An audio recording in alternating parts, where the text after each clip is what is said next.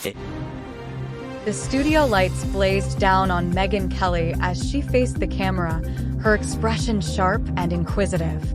"Quick question about Harry and Meghan," she began, her voice crisp with curiosity. Tom Bauer, whose barn burner of a book about the royal family was #1 everywhere, was on with our mutual friend Dan Wooten talking about Harry's autobiography, which is slated for release this November. Welcome to iStudio.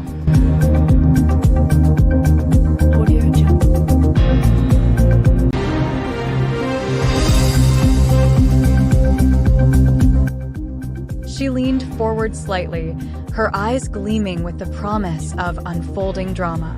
According to Dan and others, the royal family does not want to see the publication of this book. They fear and believe that it's going to be very negative about the royal family. Given the fact that the Queen just died, the timing is far from ideal. So Bauer goes on with Dan during GB News's royal coverage, and here's what happens. She turned to her guest. "What do you make of that, Nigel?" Nigel Farage, ever the charismatic politician, chuckled lightly, leaning back in his seat with a knowing smile.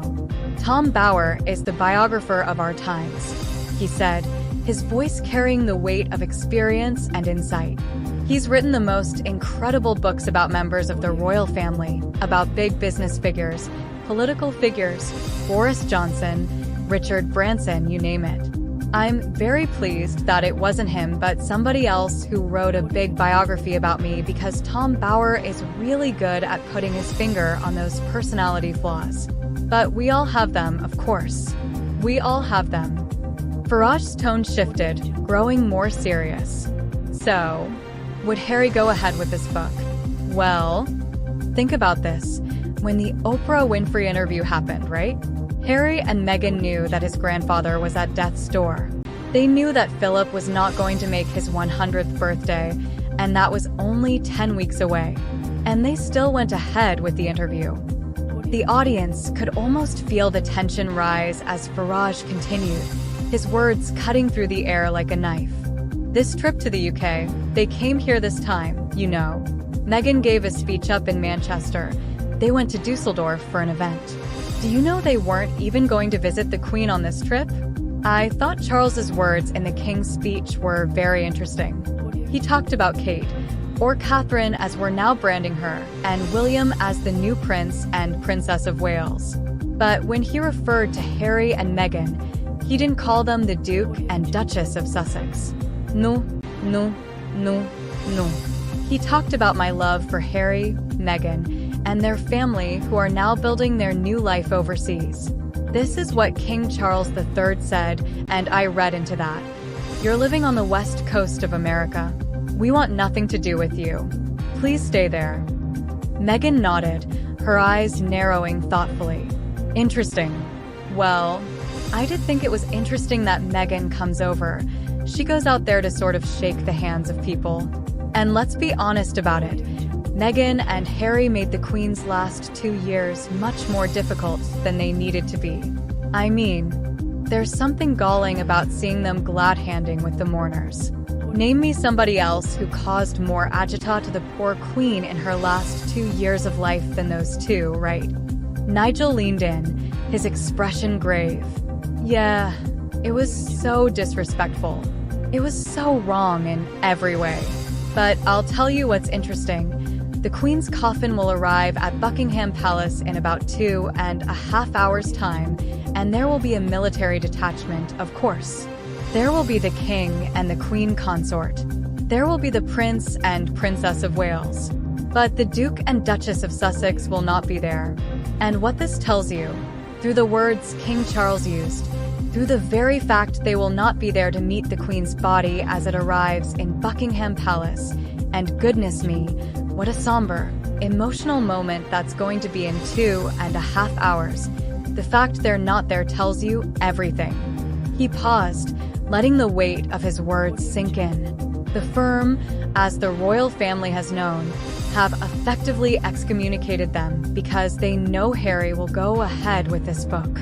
Do it to make money and do his best not just to damage the monarchy and his own father and brother, but he'll do it because he wants to damn the United Kingdom, the British around the world. I've never seen such disloyalty in all of my life. Quite what Meghan's done to him. How it's come to this, I simply don't know. Meghan's eyes flickered with a mix of frustration and disbelief. She was glad-handing with the mourners the other day, and it made news that a few of them refused to shake her hand. You can see it in the video. A couple of women just looked down or didn't extend the hand. And now you've got Meghan's followers on Twitter, and we're showing the video for the people who watch us on YouTube. The woman putting on her sunglasses avoids Meghan. Then there's a woman in a dark blue shirt with gray hair who clearly does not want to shake her hand. And now you've got all these people on Twitter accusing these women, wait for it, of racism. Racists because they...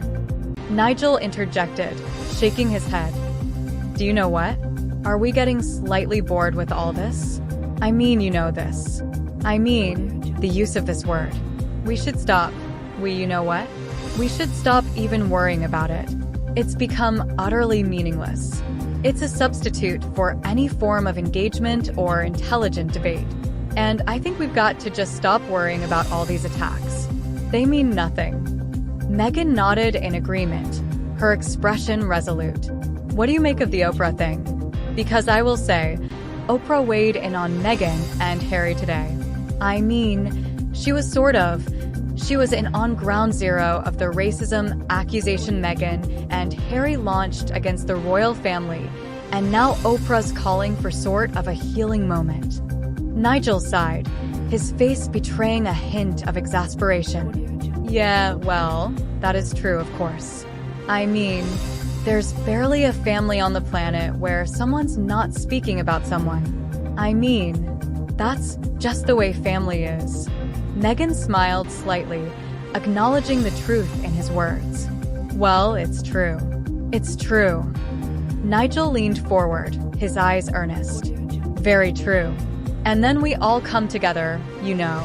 It's the uncle's funeral or whatever it is, and we all come together, and it is an opportunity for rapprochement to be made.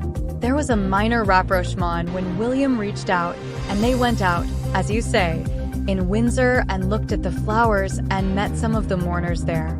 But it has no long-term future if he's going to go ahead with this book. So, Oprah, sorry, I'm not with you at all. And can I just say also, she must be the worst interviewer on the planet. The idea that Oprah Winfrey is this big genius. Well, so what happened with that interview? Because the first half of it was with Meghan. Halfway through, Harry gets dragged in, directly contradicts some of the things that Meghan has said in the first half, and Winfrey didn't even pick up on it. So, I'm not particularly impressed with her ability to do interviews